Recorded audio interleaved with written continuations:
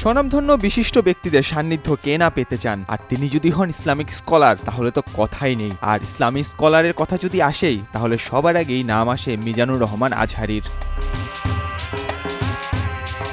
গেল শনিবার বিপিএল-এ সিলেট পর্বে ছিল বিরতি। সেই বিরতিটি বেশ ভালোভাবেই কাজে লাগালেন জাতীয় দলের দুই ক্রিকেটার ইমরুল কায়েস ও মেহেদী হাসান মিরাজ। ইতিহাসের সাক্ষী হয়ে থাকতে দুজন গতকাল উপস্থিত ছিলেন জনপ্রিয় ইসলামিক বক্তা ও গবেষক ডক্টর মিজানুর রহমান আজহারীর মাহফিলে।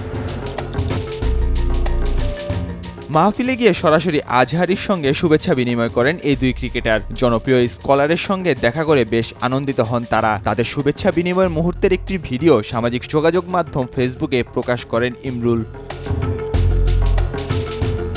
পোস্টে তিনি লেখেন, ডক্টর মিজানুর রহমান আজহারীর মাহফিলে ইমরুল কায়েস ও মেহেদী হাসান মিরাজ, আমার প্রিয় একজন মানুষের সঙ্গে দেখা করে অত্যন্ত আনন্দিত ও সময় দেওয়ার জন্য আমি কৃতজ্ঞ।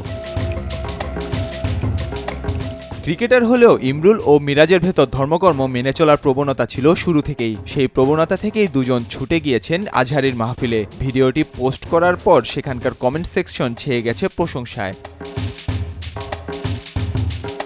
জনপ্রিয় ইসলামিক বক্তা ও গবেষক ডক্টর মিজানুর রহমান আজহারীর মাহফিলকে কেন্দ্র করে শুক্রবার থেকে সিলেট জুড়ে বিরাজ করতে থাকে উৎসবমুখর পরিবেশ। শনিবার দুপুরে ইউএস বাংলার একটি ফ্লাইটে ঢাকা থেকে সিলেট ওসমানী আন্তর্জাতিক বিমানবন্দরে পৌঁছান তিনি। এ সময় বিমানবন্দরে তাকে অভ্যর্থনা জানান মাহফিল কর্তৃপক্ষ।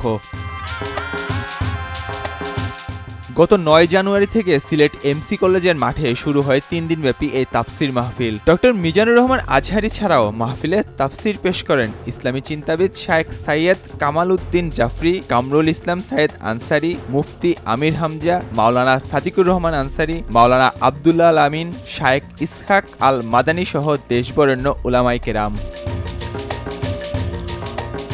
নাহিয়ান আরিফিন, নয়া দিগন্ত।